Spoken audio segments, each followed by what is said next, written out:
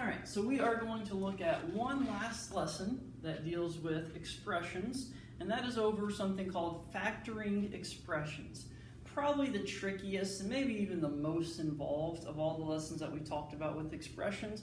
We save the best for last, usually in math, and I guess that's what we're doing with this lesson today.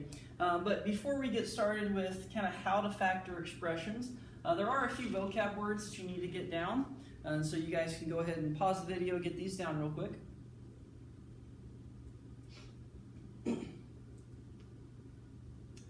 Okay, so first vocab word is called a monomial.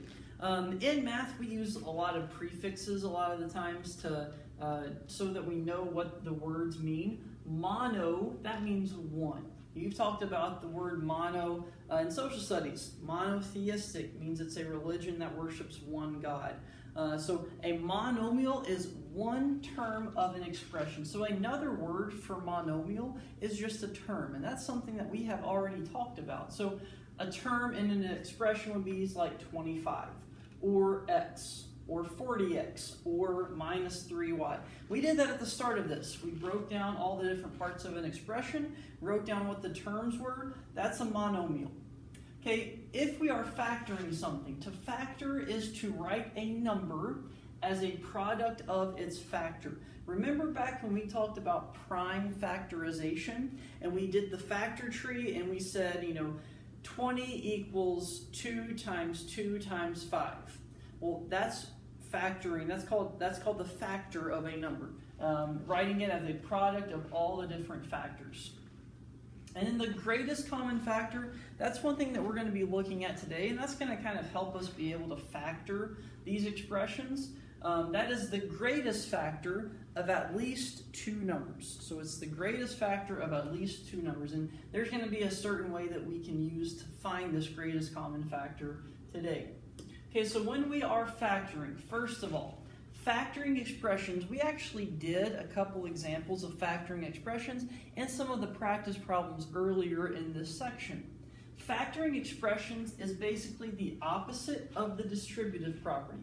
So whenever you use the distributive property, you had something like this, 2 parentheses 4x plus 3, and you would multiply this out so that you could rewrite this without parentheses. So you would get 8x plus 6. Well, factoring, we're going to go from 8x plus 6, and we're actually going to rewrite that expression with parentheses. So with distributive property, you went from here to here. For factoring, we're going to go back and rewrite it with parentheses. To do that, we're going to use a factor tree. And we've already talked about a factor tree. We've already used a factor tree, like I said, when we were dealing with finding the prime factorization.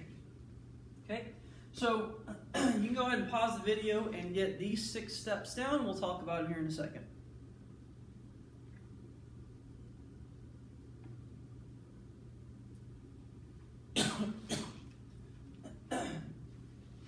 So 6 steps here.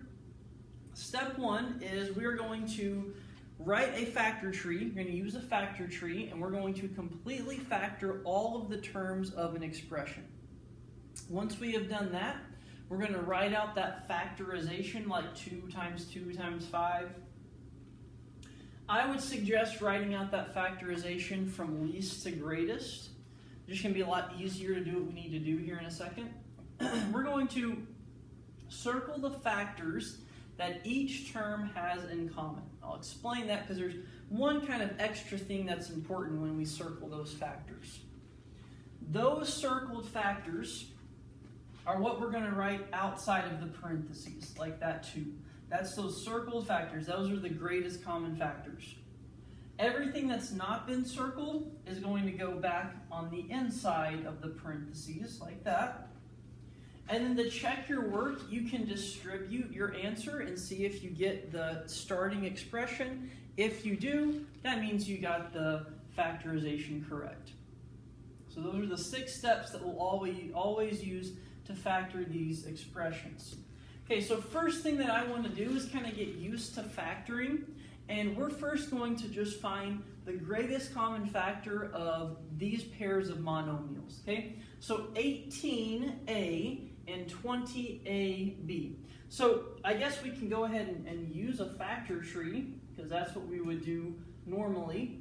18, remember we said, okay, what two numbers multiply to get us 18? Well, one pair would be 9 and 2. Okay, remember, if we have a prime number, we put it in a box because that tells us to stop factoring. 9 is not a prime number. We would still have 3 and 3. So we would put those in boxes. Now we're finished. Let's do the same thing with 20. So 20, we can do 4 times 5. 5 is a prime number. Put that in a box. And then 4 would be 2 times 2.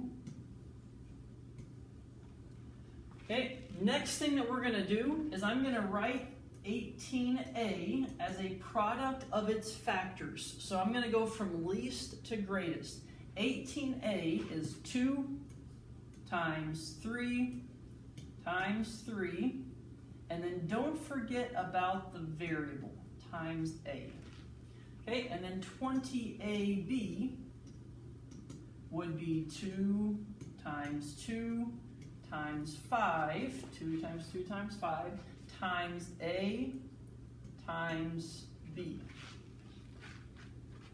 To figure out what's the greatest common factor, we would circle what they have in common. Well, notice they have a 2 in common, and they have something else in common.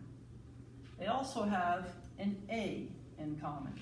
And so the greatest common factor of 18a and 20ab would be 2a. Because we circled a 2 and we circled an a. Alright, so if you want, you can pause the video real quick and do the next one on your own. And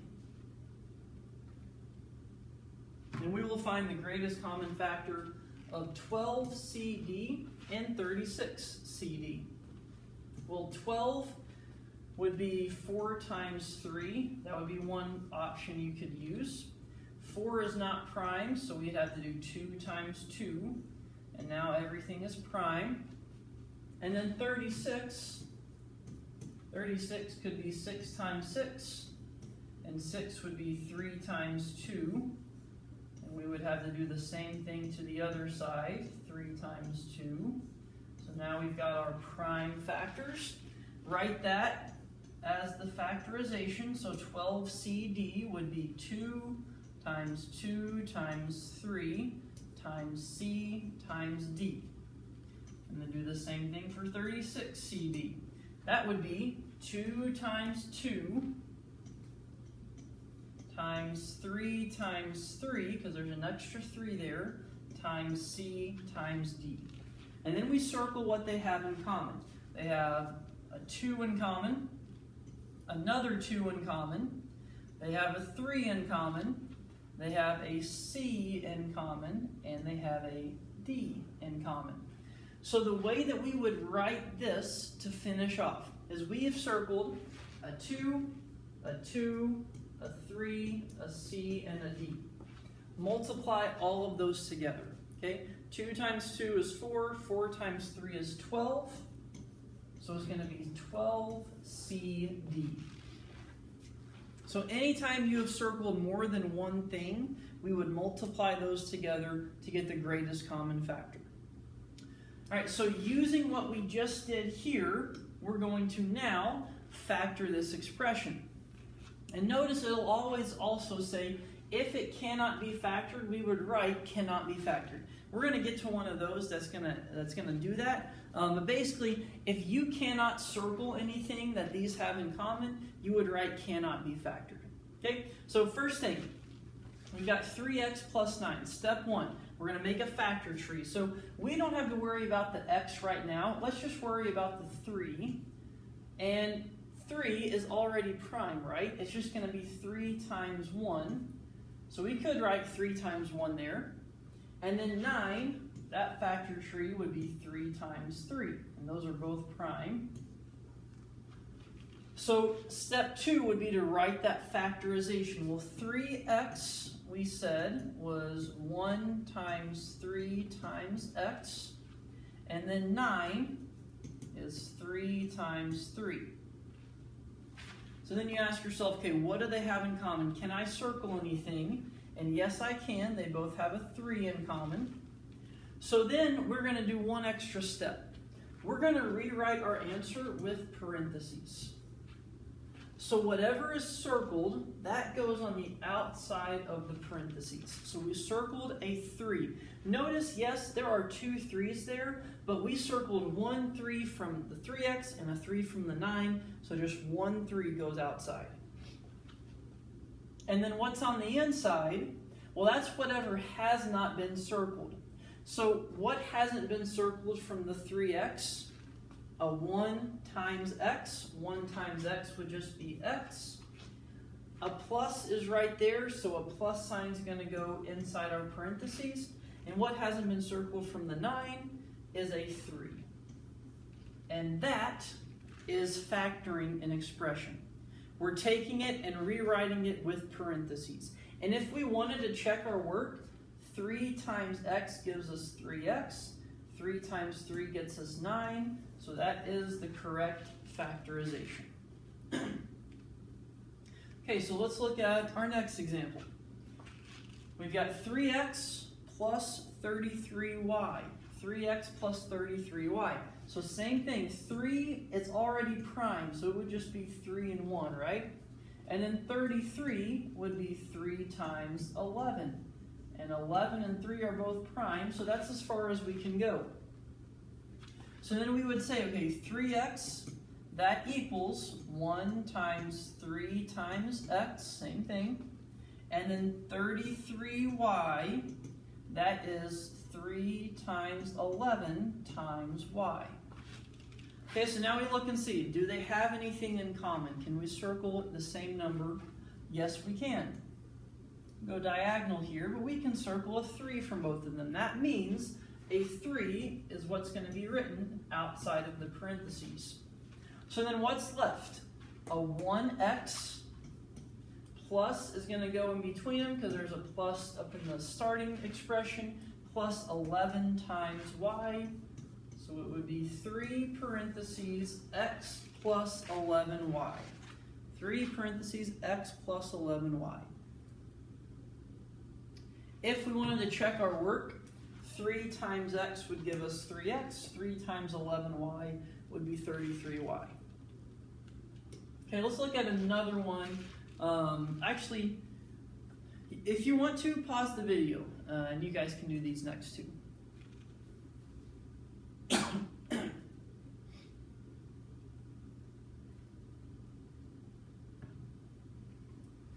Okay, so 4x minus 28. We would have 4 would be 2 times 2 when we write that factor tree. 28 would be 4 times 7. And 7 is a prime number. We can box that, but 4 we can keep going and do 2 times 2. Okay, so when we write that factorization, we've got 4x, that is 2 times 2 times x. And then 28, that would be 2 times 2 times 7. So what do they have in common? Well, they have 2's in common, and they have another set of 2's in common. Okay, so whenever we write the number outside of the parentheses, I'll come over here and do that. We have circled 2 different numbers. So think back to the very start when we factored those monomials. If we circled more than one thing, that means we have to multiply them together. So one way you can think about that is we have 2 times 2 outside the parentheses. Well, 2 times 2, we're going to actually write that as 4. And then inside the parentheses, we write whatever's left over. Well, we have an x from that 4x, so x is going to go there. It's going to be a minus in between the 2 terms, because there's a minus in the start. And then we would have 7, because that's left over from our 28. So it would be 4 parentheses x minus 7. And to check your work, 4 times x does give us 4x. 4 times 7 gets us 28. Before we go to the next one, just one thing to note. This is very similar to simplifying fractions. If we had 4 over 28, we could divide both of those. We could divide both of those by 4. And what we would have left over is a 1 at the top, or 1x, and then a 7 at the bottom.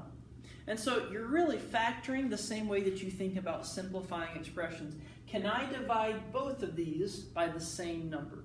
And if you can, that's what's going to go on the outside. We're using the factor tree because even though you can divide them by the same number, that might not be the greatest common factor. And the greatest common factor is what needs to go outside the parentheses.